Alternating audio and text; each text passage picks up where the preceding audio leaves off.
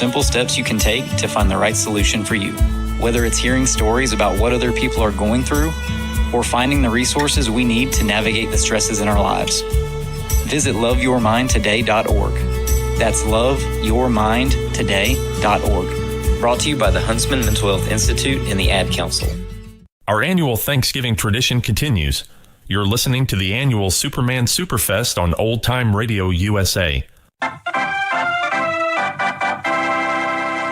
We now return to the Superman Superfest on the W.O.N. Radio Network. Faster than a speeding bullet.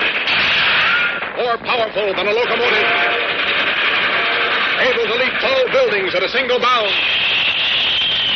Look, up in the sky. It's a bird. It's a plane. It's Superman.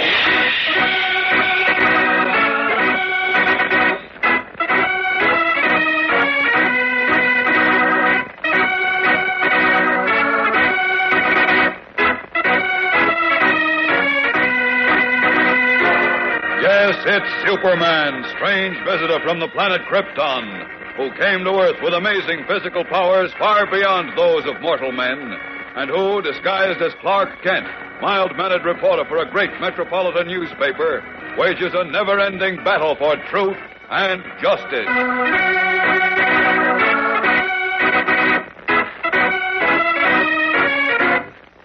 Today, Clark Kent, Lois Lane, and Jimmy Olsen are amazed when they hear the strange fashion in which the mysterious Sleeping Beauty talks.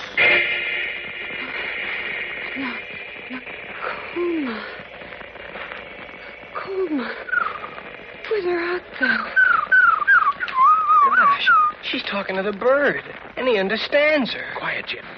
Nakuma, thou art safe and well.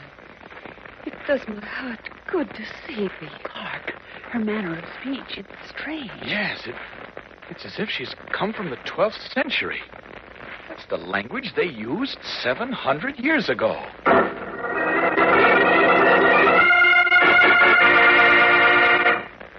Today, boys and girls, we pay tribute to a great man who died last week.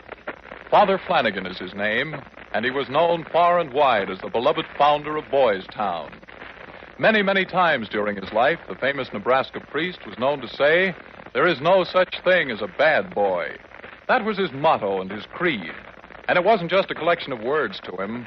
Father Flanagan lived by that credo since the time 25 years ago when 2 starving newsboys and 3 other lads charged with delinquency were sent to him. He took them in and with them started his Boys Town home. The home grew and received more and more public acclaim until today there are 5,000 homeless boys living there. Today there are dormitories, business offices, grade and high schools, farm buildings, and a thriving community in Boys Town. Democracy is the keynote wherever you go in the community of Boys, which is governed by a mayor and 6 commissioners whom they elect twice a year. The boys are of many races and religions, for although the founder of Boys Town was a Catholic priest, he knew that there is no such thing as a bad boy in any race or religion.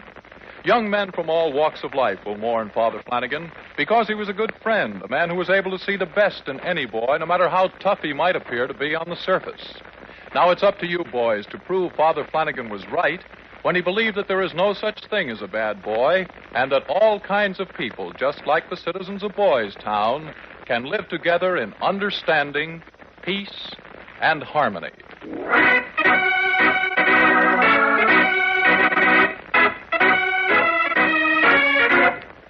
And now, the adventures of Superman. Almost as fabulous as the Man of Steel himself is the strange experience in which he now finds himself involved. The mysterious girl, a modern sleeping beauty found unconscious aboard an ancient barge 5 miles off the coast of Florida, has finally been awakened. And the very manner of her awakening was in itself strange. Discovering that the beautiful scarlet bird that seemed to be the girl's pet kept whistling a half-completed melody, Clark Kent reasoned that perhaps the entire melody might rouse her from her weird spell. Enlisting the aid of Horace Pinder, an aged musician and flute player, and an expert on ancient music, Kent carried the experiment through to a successful conclusion. And now, as we join him in the room of a small Florida hotel, he and Lois Lane and Jimmy Olsen and Horace Pinder look on as the girl, stretched out on the bed, opens her eyes and utters her first words. Nakoma. Nakoma. Whither art thou? Nakoma. Thou art safe and well. It does my heart good to see thee. She doesn't even realize we're here. I know. That bird has all her attention. Voices. I hear human voice. Don't be frightened. Who art thou? Why dost thou surround me? Weeping lizards. She talks like something out of an old book. What saith the stripling? I do not understand. The words are strange. Nakoma, where hast thou led me? Clark, you better tell her. She's terribly upset. Yes, you must not become nervous or excited. You are among friends. The words thou speakest. You?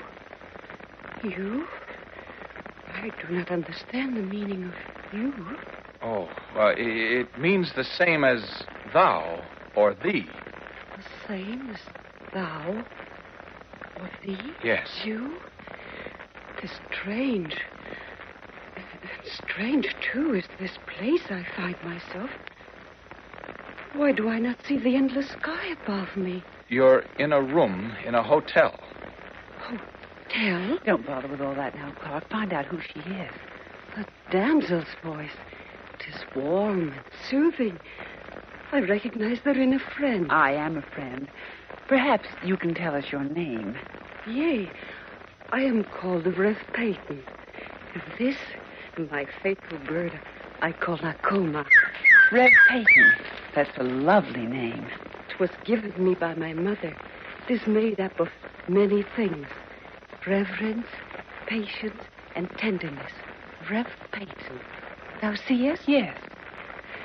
Kindly aged man, why doth he remain silent? Mr. Pinder? I am silent, child, only because I realize I'm in the presence of a miracle. I have lived many years and seen many things, but nothing that has so stirred me. Thy voice, gentle and ripe with wisdom, brings visions of my counselor and friend, Hercules. Gosh, you know what, Mr. Kent? What, Jim? Rev Peyton talks the way they talk in William Shakespeare's plays. You know, The Merchant of Venice and The Tempest. That's right. Tell us, Rev Peyton, where do you come from? Where were you born? In the fair land of Illyria. Illyria? Oh, that's the name of the barge. Yea. Long since it were the king's barge. Well, what we'd like to know, Rev Peyton, is how you happened to be on the barge. Who put you there? It is a tedious and not too pleasant to chronicle. And I would not burden thee with... wait. I would not burden you with it. That is right? Yes, that's perfect. But you won't be burdening us at all, Rev Peyton. We're overcome with curiosity. Why, even Jim, the stripling, can't contain himself. Hey, once and for all, what's a stripling? Oh, Jim, Nothing you have to worry about, Jim. It means a young man. Oh, that's okay. Excuse me. Yes, Mr. Pinder. Perhaps Rev Peyton is too tired to tell her story now.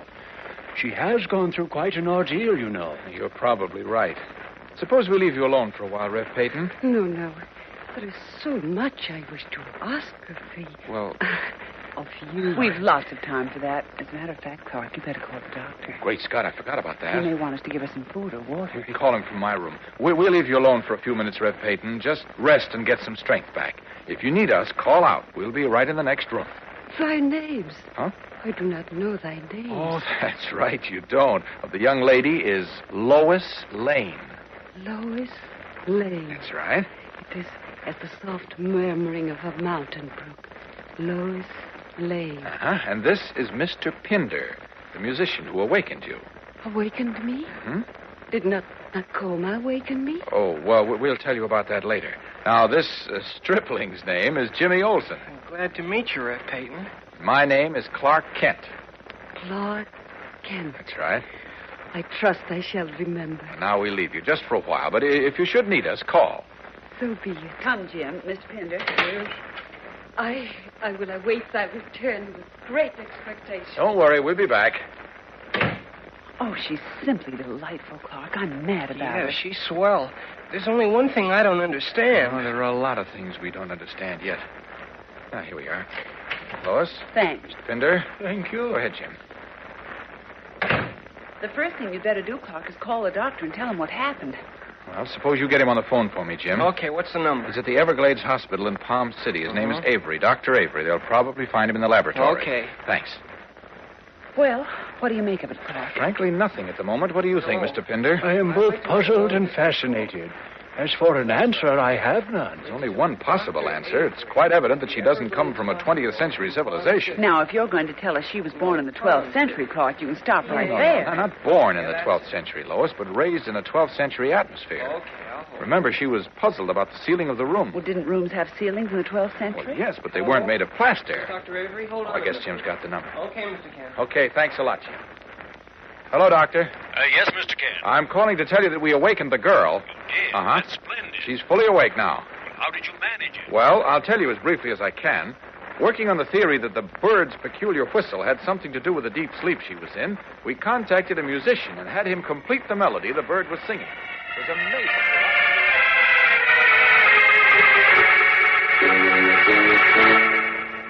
As Clark Kent recounts to the doctor the miracle of Rev Peyton's awakening, something strange and unforeseen is happening in the adjoining room where the still mysterious girl was left alone with her pet bird.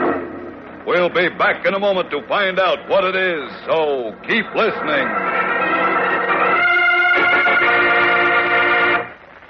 The Scoutorama is now on, boys and girls. Today at Madison Square Garden, 15,000 Boy Scouts will take part in this giant tribute to the Boy Scouts of America. The show will include all sorts of Boy Scout work and will feature a thrilling demonstration of Scout participation in a rescue at sea. Also, 200 boys on bicycles will do precision drills. And in addition, there'll be a pageant called When Disaster Strikes, a dramatization of the work of the Scout Emergency Service. All in all, it's some show, believe me.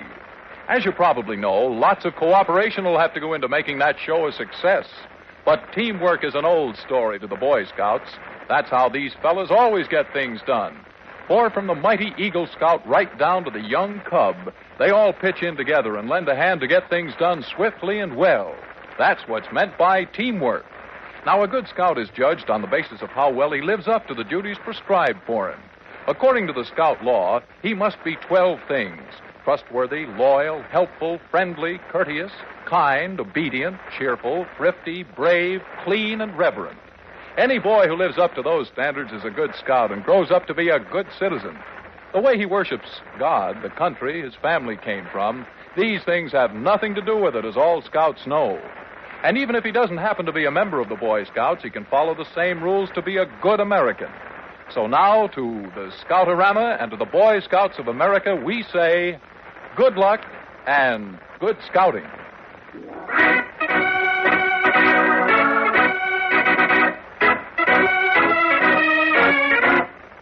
And now, back to the adventures of Superman. Clark Kent has just concluded his conversation with the doctor and returns the receiver to its hook. What did he say, Clark? We're to give her a quarter of a glass of lukewarm water every hour for the next 4 hours. No food? No, not until she's had a full glass of water, and she mustn't get out of bed. You'd better get in there and start the treatment. Well, I'll go with you. Yeah, me too. No, you'd better stay here, Jim. The doctor said she mustn't have too much excitement. Keep Mr. Pinder company till we get back.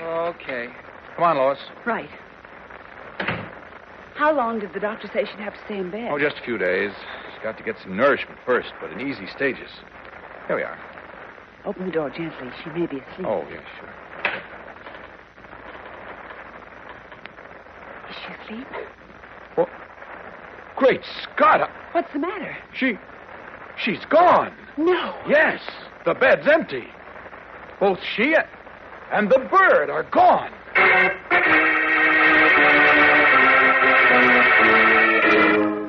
Stunned, Kent and Lois stare at the empty bed. Could this have all been a mad dream? Was there a girl named Rev Peyton who seems to have come out of a civilization long since dead and buried?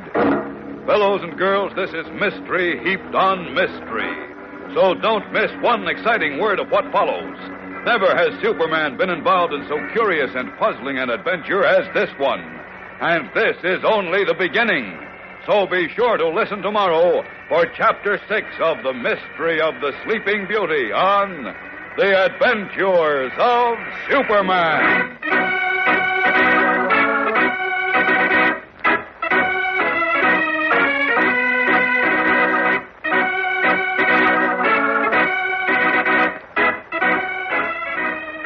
Superman is a copyrighted feature appearing in Superman DC Comics magazine and is brought to you Monday through Friday at this same time. Watch for the Superman Adventure serial, soon to be shown at your local movie theater.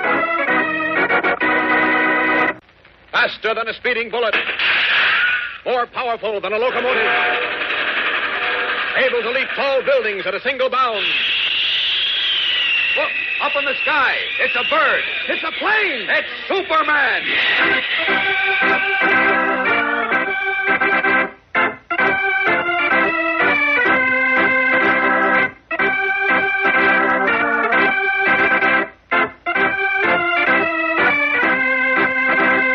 Yes, it's Superman, strange visitor from the planet Krypton, who came to Earth with amazing physical powers far beyond those of mortal men, and who, disguised as Clark Kent, mild-mannered reporter for a great metropolitan newspaper, wages a never-ending battle for truth and justice.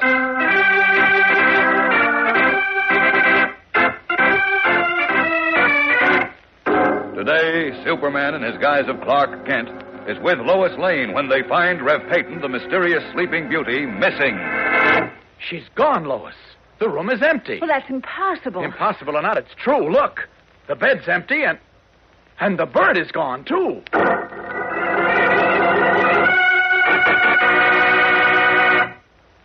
Gang, I just want to tell you a few words about a young fellow whose name is Chris Yorkus. Chris is 13 years old and a very nice boy, but he's having a great deal of trouble growing up healthy. As a matter of fact, although he is 13 years old, Chris only weighs about 40 pounds. That sounds incredible, doesn't it? Because most of you who are the same age weigh somewhere in the neighborhood of 90 pounds. Now you ask, why is Chris Yorkus so thin, so much underweight? Well, it's simply because he doesn't get enough to eat. And what he does get is not the kind of food that puts flesh on a fellow's bones.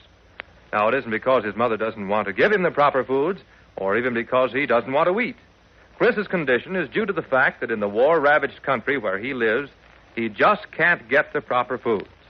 You see, Chris Yorkus is just one of millions of boys and girls overseas who, since the war, have slowly been starving to death through no fault of their own. Like the others in the same boat with him, Chris's weakened condition is due to malnutrition, improper clothing, and other unhealthful conditions which have led to his becoming sick. Now, Chris and all the boys and girls like him are looking for you to help them. You can do it by joining your local chapter of the Crusade for Children, which is sponsored by the American Overseas Aid United Nations Appeal for Children. Don't waste time. Do it at once. Your prompt response to this appeal will help to save Chris's life and the lives of millions of other unfortunate boys and girls like him.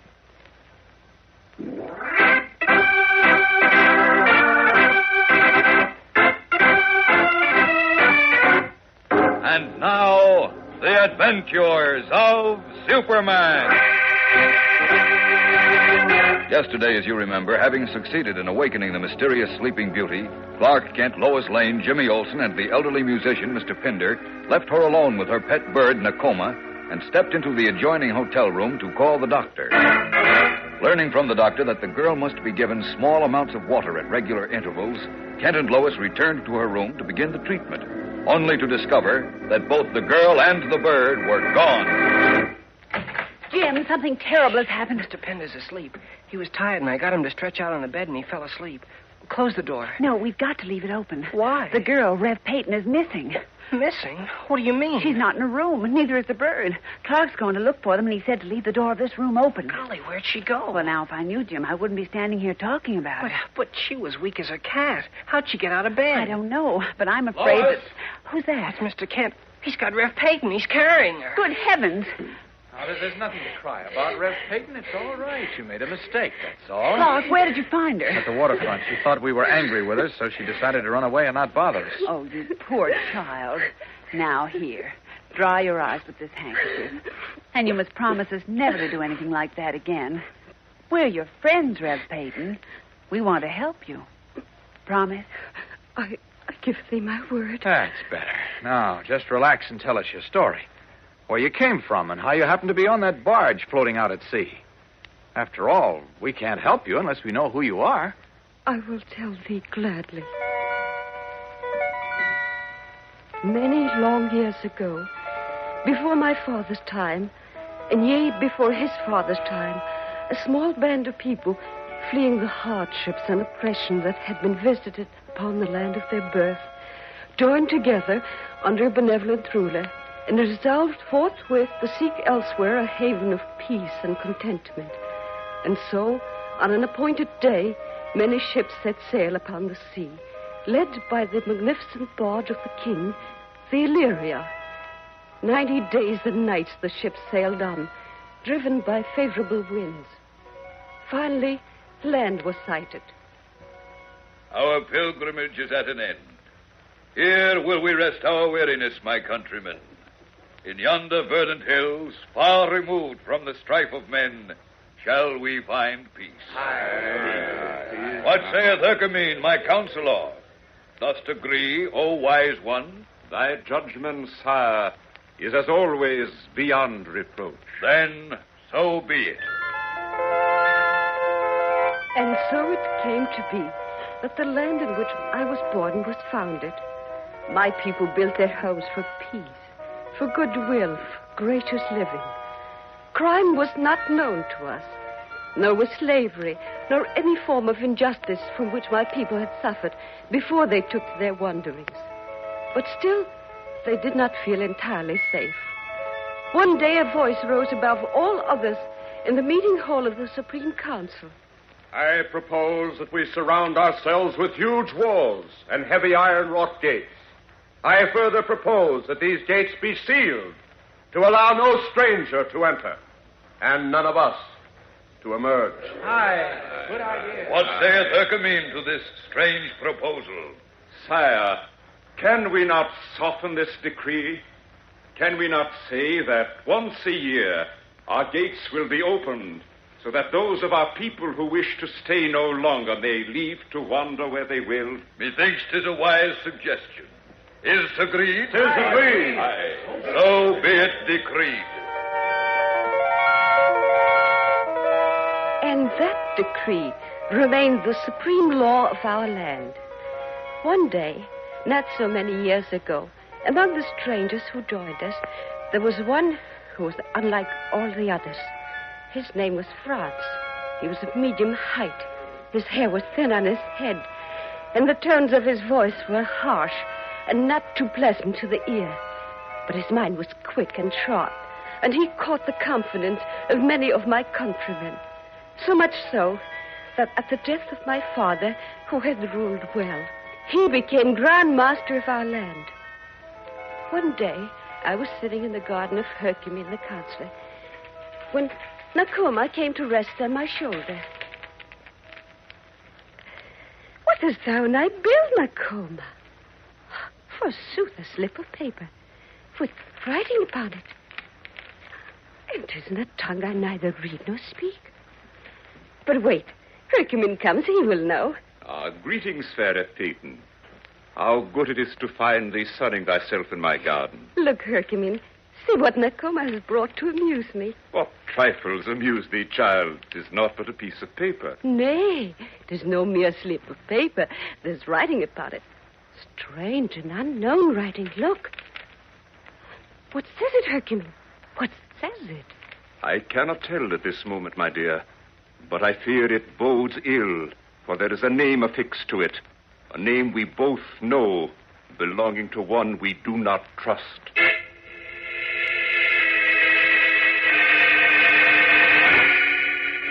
Fascinated, Kent, Lois, and Jimmy listen breathlessly as Rev Peyton unfolds her strange story. We'll be back in a moment to hear more of it, so keep listening.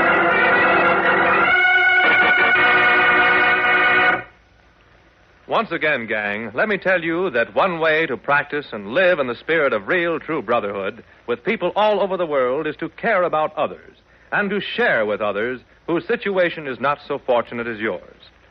As we've told you before in this program, millions of boys and girls overseas destitute as a result of the ravages of war, look to you. They count on you, the lucky youngsters of America, to help them grow well again by sending them food and medicines.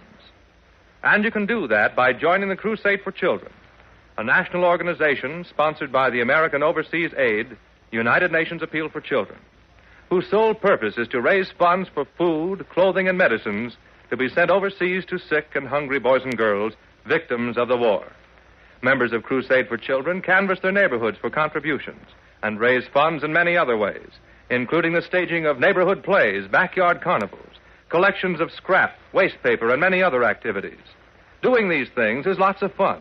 And what's even more important, it gives Crusade members a feeling of doing something worthwhile to help others who are less fortunate.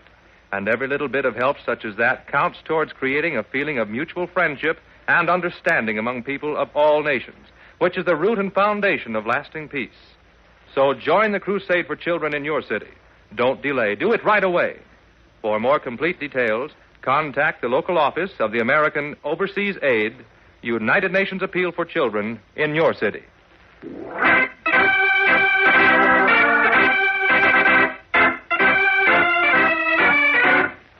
And now, back to the adventures of Superman.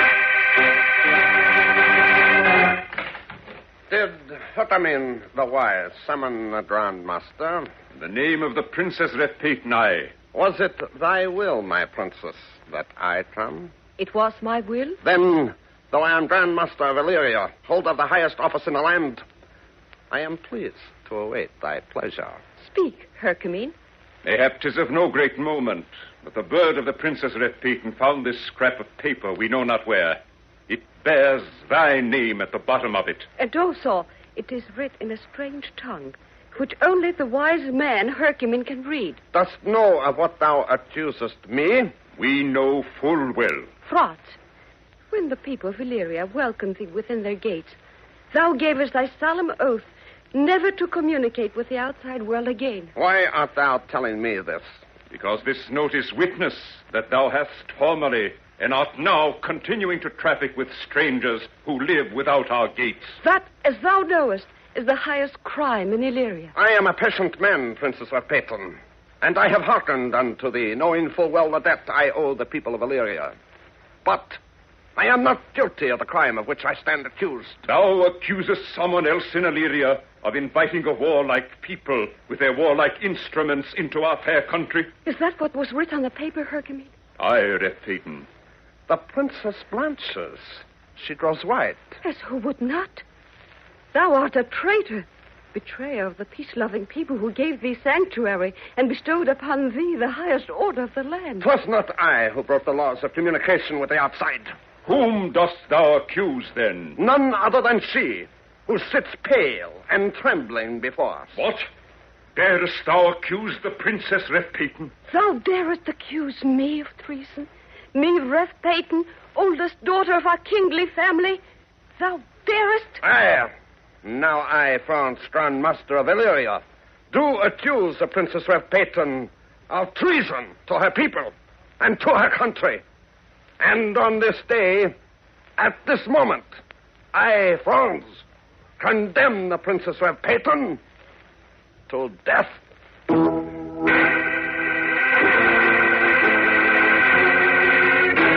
Her cheeks burning with a feverish glow, Rev Peyton pauses in her story as Kent, Lois, and Jimmy are held spellbound. How did she escape the death decree of the villainous Grand Master, Franz? And who placed her under the strange spell from which she was finally awakened? Rev Peyton's story continues tomorrow, so don't miss it. Be sure to hear Chapter 7 of The Mystery of the Sleeping Beauty on The Adventures of Superman.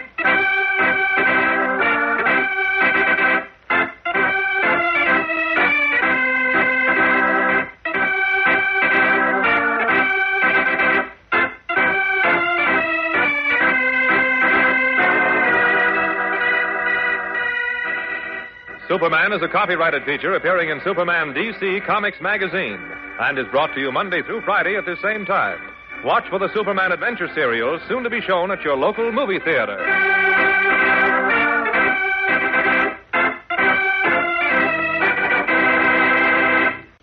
faster than a speeding bullet, more powerful than a locomotive, able to leap tall buildings at a single bound. Look, up in the sky. It's a bird. It's a plane. It's Superman.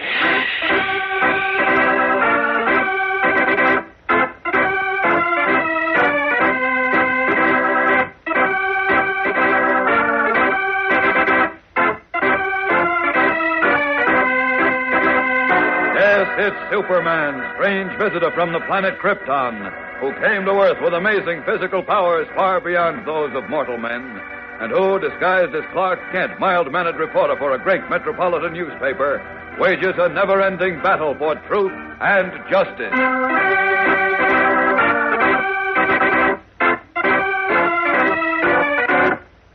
Today, Superman, in his guise of Clark Kent, listens in shocked amazement as the Princess Rev Peyton continues her amazing story and reaches the part where she is condemned to death. And so all hope was gone. The end had come. You mean the council voted to take your life? I, Sarah Kent. But... Listen, and you shall hear how it came to pass.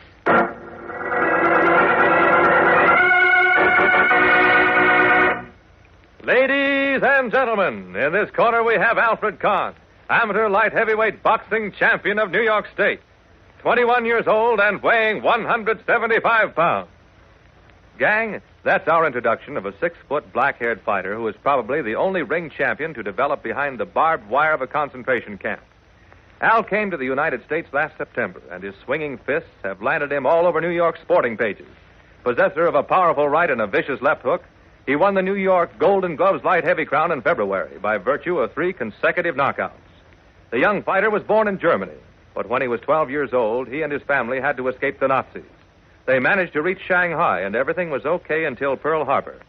Right after that, the Japanese troops seized Shanghai, and the refugees were put behind barbed wire. That's where Al began to train as a boxer. With one eye on the lookout for the brutal Jap guards, Al would spar with his brother and other refugee youngsters in the concentration camp. When the war ended, Al registered in the boxing division of the Jewish Recreation Club in Shanghai. In spite of the fact that he was underweight and undernourished because of his years as a prisoner of the Japs, Al managed to rack up a brilliant boxing record there, beating everyone in sight. Last fall, Al Kahn came to this country as an immigrant. Today, he's on his way to boxing success. Take our tip, gang, and keep an eye peeled for the fighter who trained behind barbed wire and wears the Star of David on his trunks. Who knows? Someday we may be reading about Al Kahn, heavyweight champion of the world.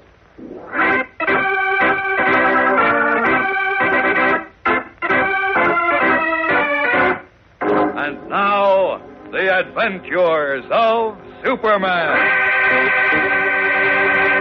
Yesterday, as you remember, the mysterious Princess Rev Peyton, freed from the curious spell under which she had been sleeping, began to tell her strange and fascinating story.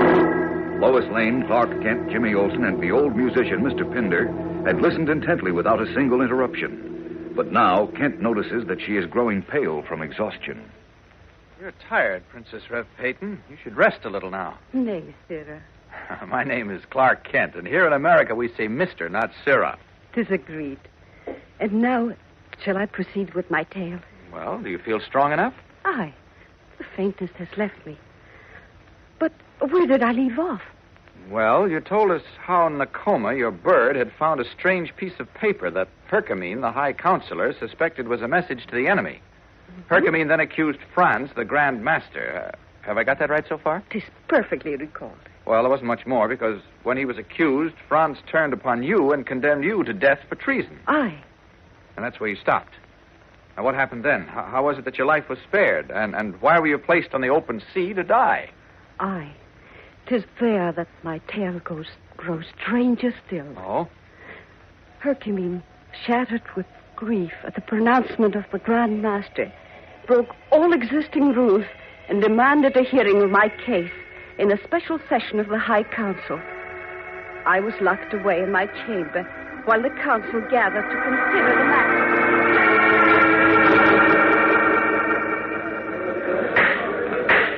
Order!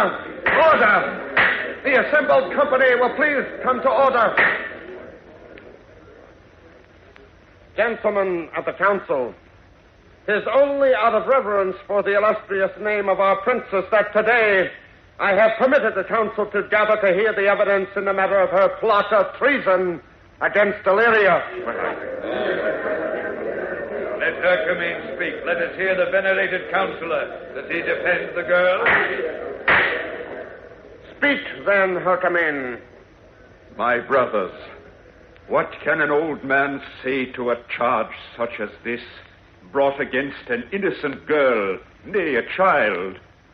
Think of the blameless life our princess has lived, and think of the deep love she has awakened in all our hearts. We speak here not of sentiment, but of facts, Counselor. Thine appeal to our hearts will avail thee not. I know thee, Franz, for what thou art.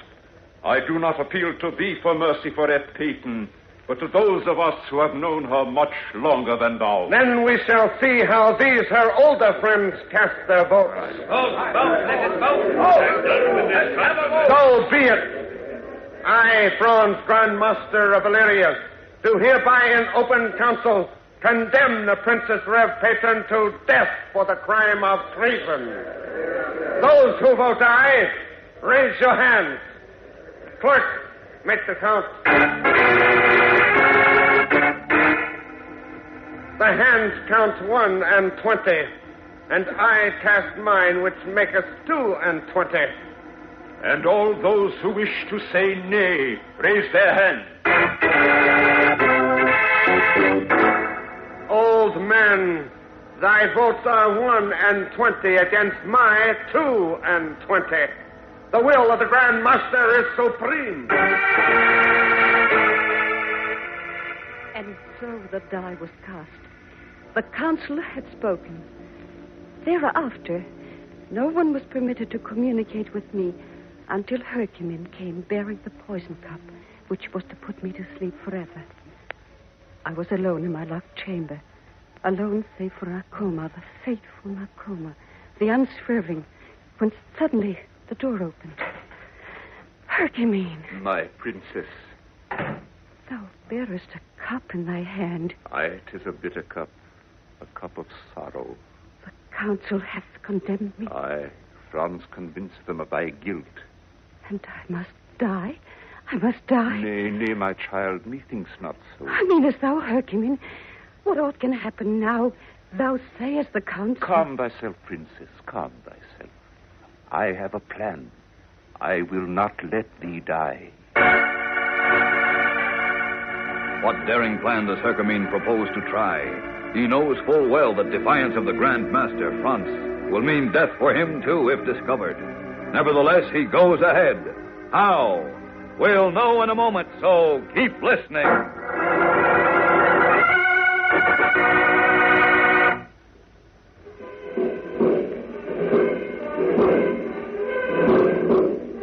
You know, gang, that kind of music led off one of New York's biggest and best parades a couple of weeks ago.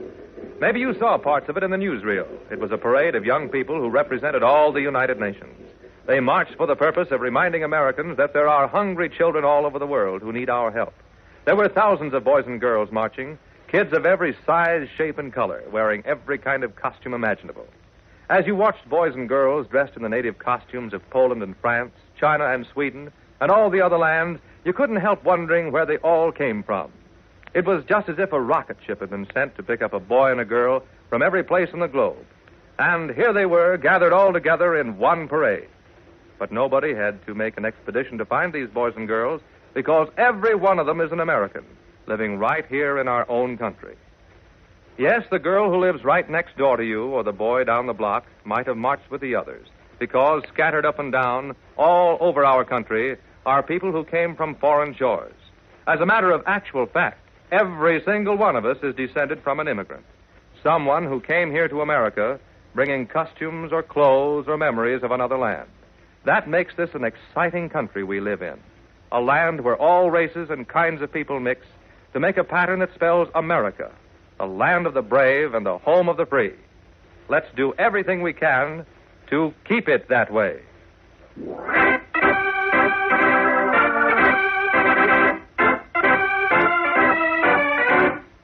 And Now, back to the adventures of Superman.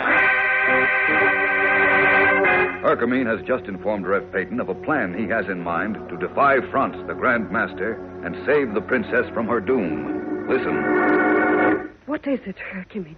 Tell me, what meanest thou to do? 'Tis simple. I shall lull thee to sleep with a strange melody played on my flute. But first call thy bird Nakoma. That will I do. Nakoma, here, on my shoulder. Now speak to him, for the sound of thy command he will never forget. But what shall I command him? To hearken to the melody I play, for the same melody which will put thee to sleep will be needed to awaken thee again.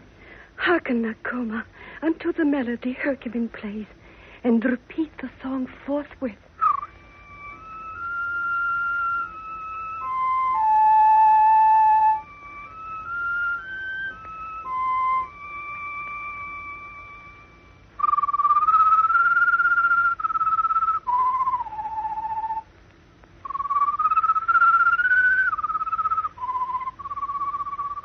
He remembers well. Aye. Now he will hear the rest of it. Then will he repeat it thrice over. But first, my child, lie thou still on this couch. Close thine eyes. Let thy limbs grow heavy. Have no fear, for I am beside thee.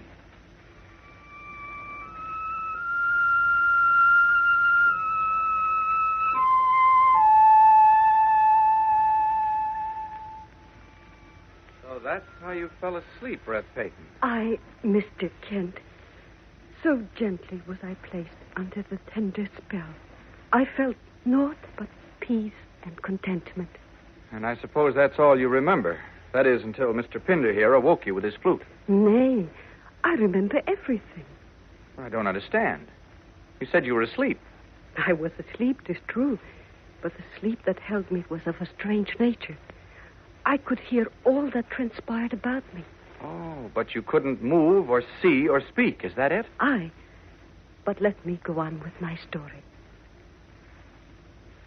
My people were already preparing my strange burial craft.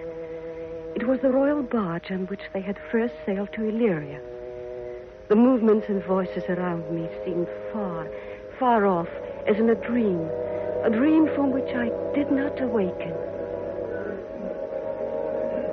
Bow thy heads, my countrymen, for if Peyton is dead, reverence, patience, and tenderness in Illyria is dead. Place her now upon the red-draped bier. Now, all who desire to say a last farewell to their princess, step forward. Cease! Have done! First, I will make certain that my will has been done, that life is gone from her. Dost thou suspect me of duplicity? Aye, old man, thrice over. And I warn thee, if the princess be not dead, if thou hast tried to foil me once again, 'twill go well neither with her nor with thee. Having recited the last ominous warning of the evil Grand Master of Illyria, the young princess sinks back on her bed, exhausted. As Jimmy Olsen rushes to get her some water, Lois and Clark wait tensely for the conclusion of her strange tale. How did Herkimer keep France from discovering the trick played on him that Rev Peyton had not yet paid with her life? We'll know tomorrow when we hear Chapter 8 of The Mystery of the Sleeping Beauty on The Adventures of Superman.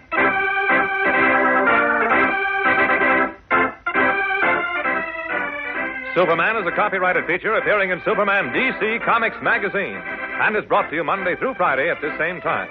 Watch for the Superman Adventure serial soon to be shown at your local movie theater. Faster than a speeding bullet. More powerful than a locomotive. Able to leap tall buildings at a single bound.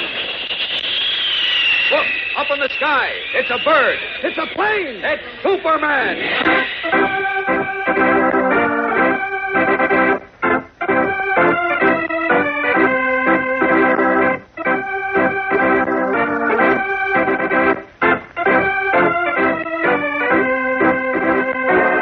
It's Superman, strange visitor from the planet Krypton, who came to Earth with amazing physical powers far beyond those of mortal men, and who, disguised as Clark Kent, mild-mannered reporter for a great metropolitan newspaper, wages a never-ending battle for truth and justice.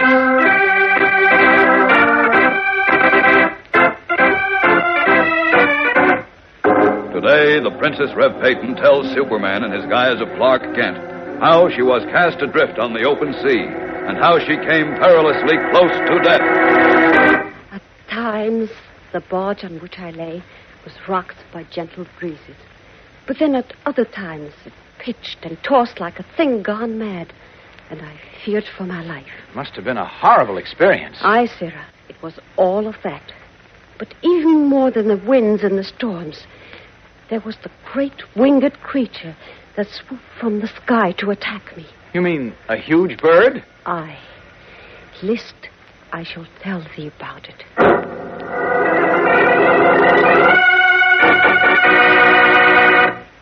It doesn't seem possible, does it, gang, that the Dodgers, who were pennant winners of last year, are in the cellar of the National League today. But that's the breaks. Experts say the real trouble with the Dodgers is that they haven't enough top-flight pitchers. Well, could be. You know, it doesn't do a team much good to have a slick outfield if the pitcher keeps throwing fat balls to every batter who walks up to the plate. And such, unfortunately for them, is the situation in Brooklyn. For one thing, Hugh Casey, the fine relief pitcher who did so much to help the Dodgers win the pennant last year, fell and hurt himself just recently. He'll be out for a few months. And the rest of the hurlers are either overworked or just haven't got the stuff. You see, gang, it only goes to prove that for a team to stay on top, every man has to be at his best. And all men must work together smoothly. When one position is weak, pitching, catching, infield, whatever it is, then the whole team is weak. You need everyone working at top level before you can have a championship team and a pennant winner. Well, our nation is pretty much the same as a baseball team. We need all our people of every race and religion, from every kind of background and ancestry, all working together and doing a top-notch job. That's how we get things done. That's how we can set the greatest production records in history. How we can build skyscrapers and railroads, harvest fields of wheat and corn. That's how we can make America a country of miracles. Miracles accomplished by everyone working together and doing his very best. Gang, today the United States of America holds the pennant as champion of the International League. Let's make sure our country keeps the championship. We can only do that by working together.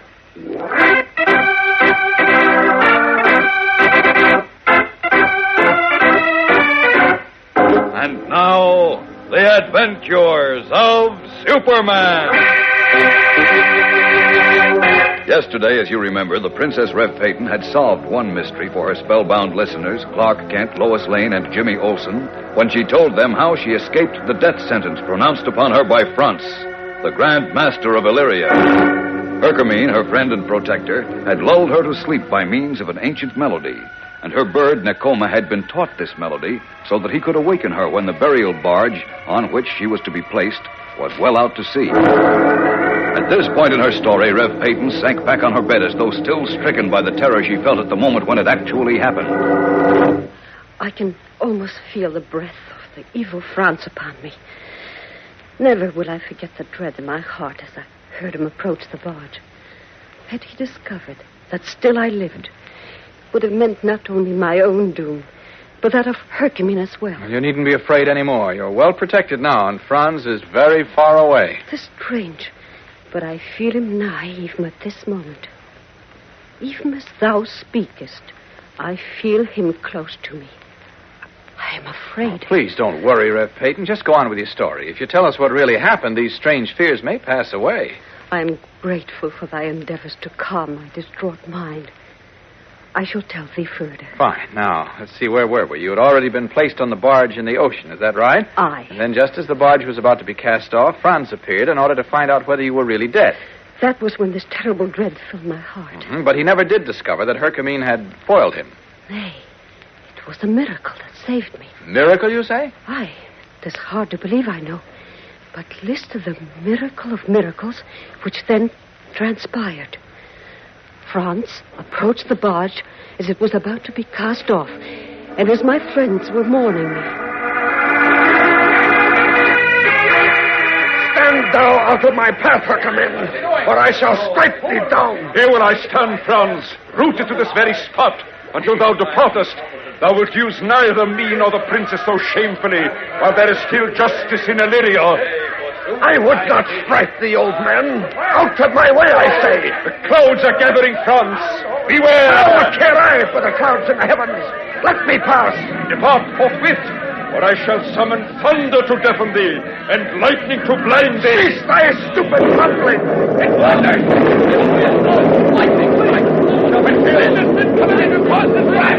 The sea! Look at the sea! Hold! I withdraw her to me! 'Twas not my intention to stir the wrath of the gods. Cast her off! Cast off the barge, lest the gods punish us! I cast her off! Release the barge from her mooring!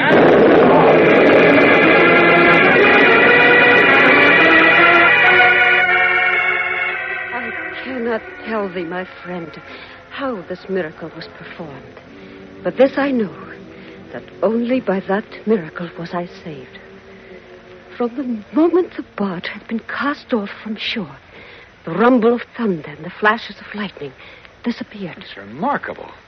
Tell me, Rev Peyton, have you any idea how long you were on the ocean? Nay, Sirrah. Days and nights passed me by without my taking notice. I seemed to have lost all sense of time. Seems to me Herkimer was taking quite a chance. I mean, if we hadn't found you, you might have died. Aye, 'tis true. But there was naught else we could do. No, I suppose not. Do you feel strong enough to go on, Rev Peyton? Aye, but there is little more to tell. It was strange to be there on that barge. Imagine it to thyself. Thou listenest to the lapping of the waters, but canst not tell whence it cometh, or whither it goeth. And this embodied spirit was I, little more. Once in every while I passed a tiny islet. This I knew by the stirring of trees and grasses. At one time, the barge was rocked by tender breezes. At another, we were caught as in a snare by the heavy winds and rolling sea. And all the while, poor Nakoma tried over and over again his pitiful little tune. My heart cried out to him, but he could not hear. I wished so to live, but to move was beyond me. We were two hapless creatures cast out upon the sea, defenseless and alone. But though Nakoma forgot my song, he never left my side, but nestled in the folds of my robe, close by my arm. And there he stayed until one moment, not very long ago, we heard a fearful sound. This time, as if the roar of millions of birds. It was darkening, and Nakoma flew to his perch on the masthead. How was he to protect me now? Closer and closer the roar came.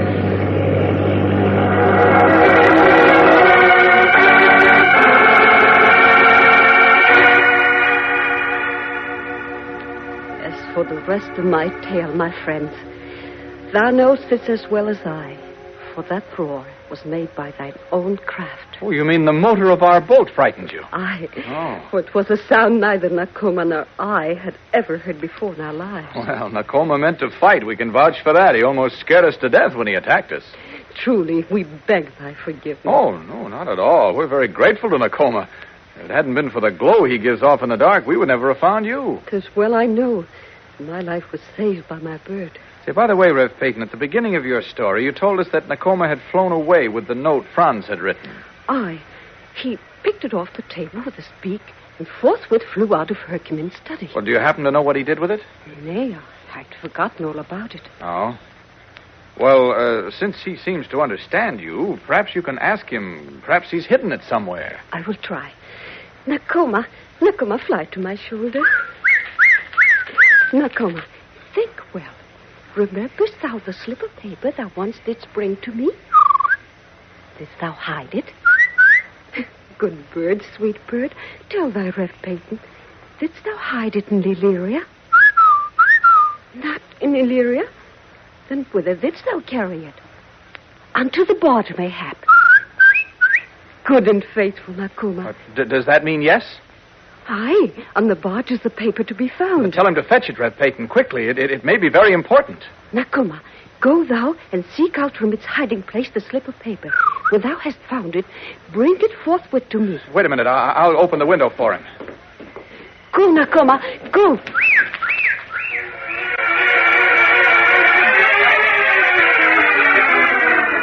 And so Nakoma flies to fetch the mysterious slip of paper. Is it still on the barge? We'll find out in just a moment, so keep listening.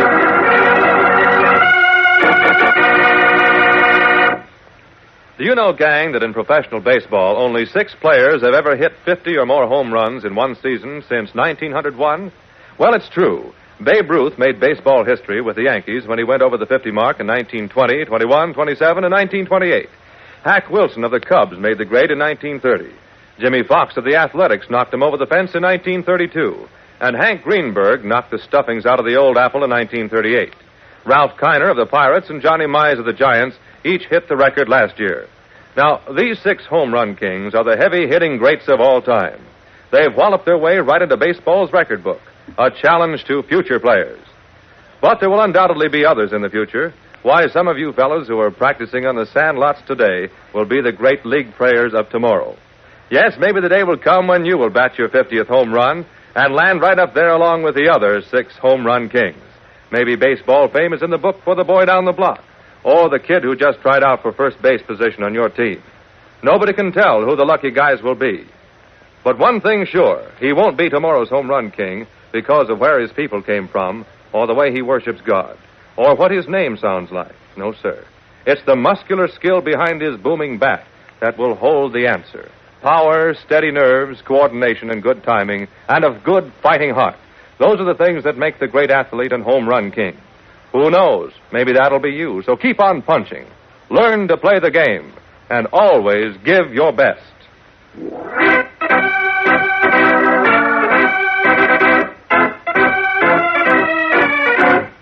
And now, back to the adventures of Superman. Rev Peyton and Clark Kent, as well as the others in the hotel room, are anxiously awaiting Nakoma's return with the mysterious note. When suddenly, from afar off, Rev Peyton hears the familiar whir of wings. 'Tis Nakoma. He returneth. Yes, I can see him now. He's got something in his bill. Rest thou on my shoulder, Nakoma. He's got the note. Here, wait, I'll take it from him. Nakoma, why dost thou fly away? Thou shouldst know by this time, Sarah Kent means no harm. Back to my shoulder. Prithee, Sarah, take thou the note. All right. Yeah, I've got it. What? Great Scott! Thou palest, Sarah. What disturbeth thee? Why, it's incredible. If I didn't see this with my own eyes, I wouldn't believe it.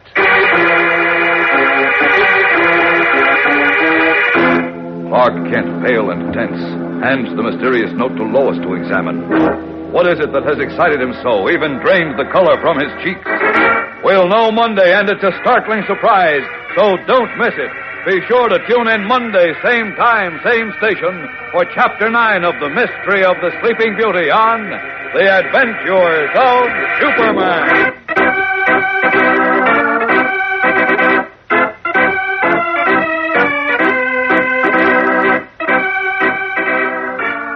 Superman is a copyrighted feature appearing in Superman DC Comics magazine and is brought to you Monday through Friday at the same time. Watch for the Superman Adventure serial, soon to be shown at your local movie theater. The Adventures of Superman. Don't touch that dial. The Superman Superfest will return after these messages and an announcement from your local station. My name is Ariel. When I arrived in the U.S. at 19, I struggled to find job opportunities without